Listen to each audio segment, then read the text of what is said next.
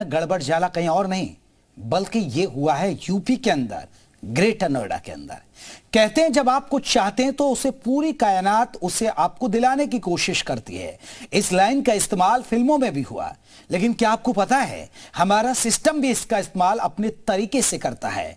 Greater Noida की करोड़ों की जमीन को कौड़ियों में नीलाम करने की कोशिश की जा रही है और सारा सिस्टम इस काम को करने में जुटा हुआ है। आज हम आपको इस जमीन का इतिहास बताएंगे, इसके अलावा इसको नीलाम करने का खेल का खुलासा करेंगे। हमारी ये खबर देखने के बाद आप भी कहेंगे इतनी शिद्दत से जमीन पाने की किसी ने कोशिश की है कि सारे सिस्टम ने उसको दिलाने की साजिश की है।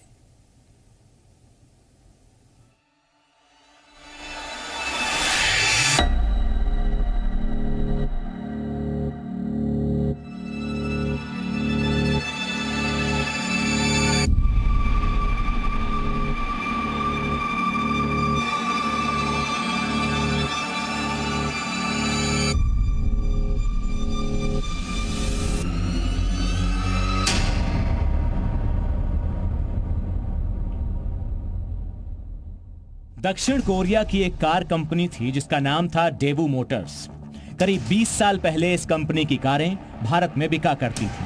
आप में से कई लोगों के पास डेवू मटीज, डेवू सिएलो रही होगी, लेकिन वर्ष 2001 आते आते यह कंपनी दिवालिया होने के कगार पर आ गई। इसके बाद इस कंपनी को अमेरिकी कार कंपनी जनरल मोटर्स ने खरीद लिया, लेकिन इस कंपनी की भारत वाली यूनिट को जनरल मोटर्स ने नहीं खरीदा।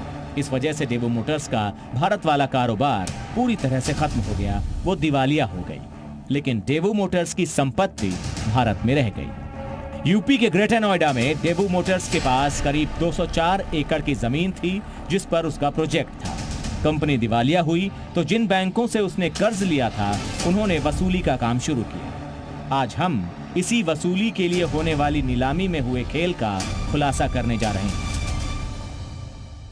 उत्तर प्रदेश के ग्रेटर नोएडा में सबसे पुरानी और सबसे बड़ी कंपनी दक्षिण कोरिया की जानी मानी ऑटोमोबाइल कंपनी डेवू मोटर्स थी, लेकिन आर्थिक तंगी के चलते ये कंपनी ग्रेटर नोएडा में अपने वजूद को खो चुकी है।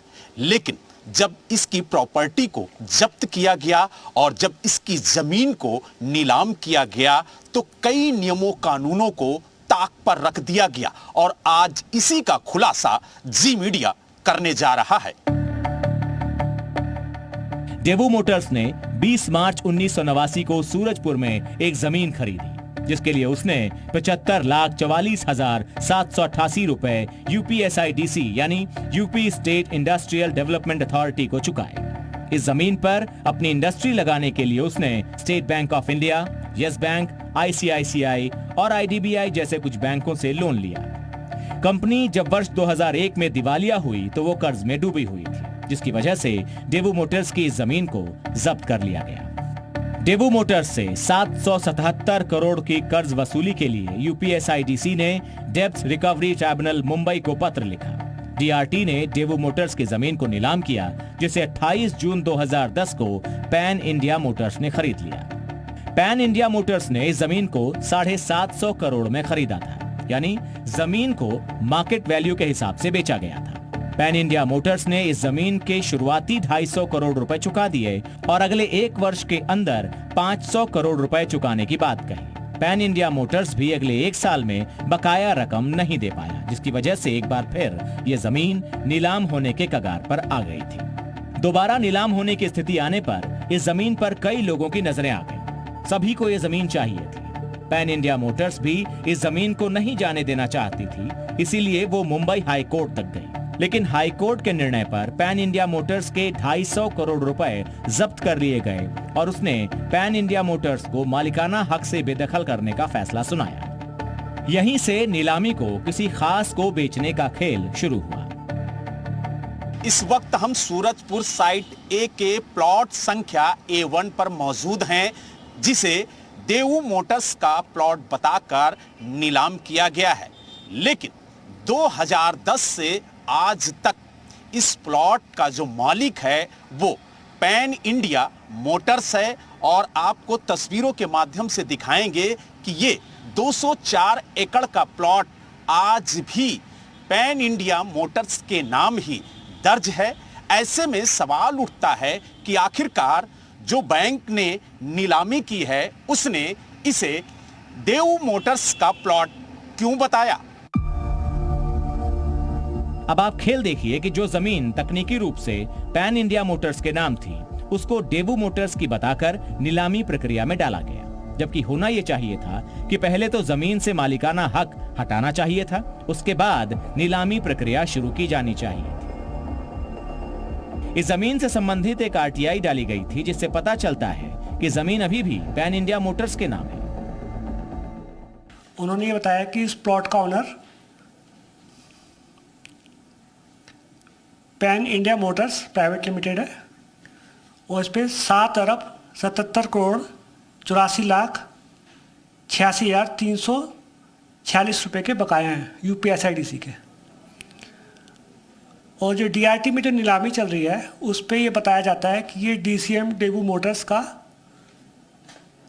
प्रोजेक्ट है, उन्हीं की प्रॉपर्टी है।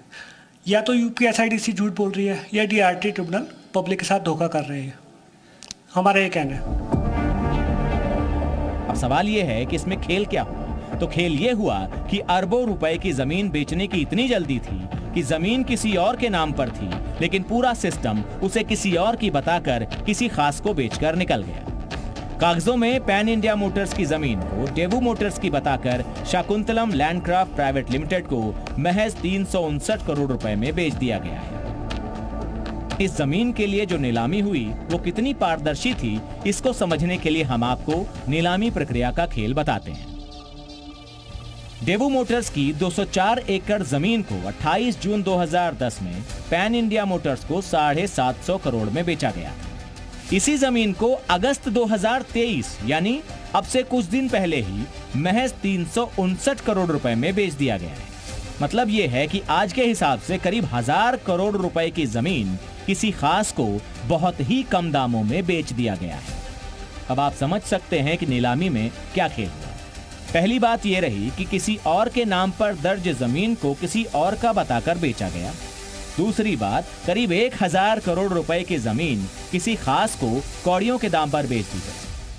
जो ये ऑक्शन प्रोसेस होता है इसके अंदर एक बहुत ज़रूरी एलिमेंट होता है कॉन्फिडेंशियलिटी का, सीक्रेसी का, और वो इसलिए रखा जाता है जिससे कि जो बिड है वो कॉम्पिटिटिव हो सके।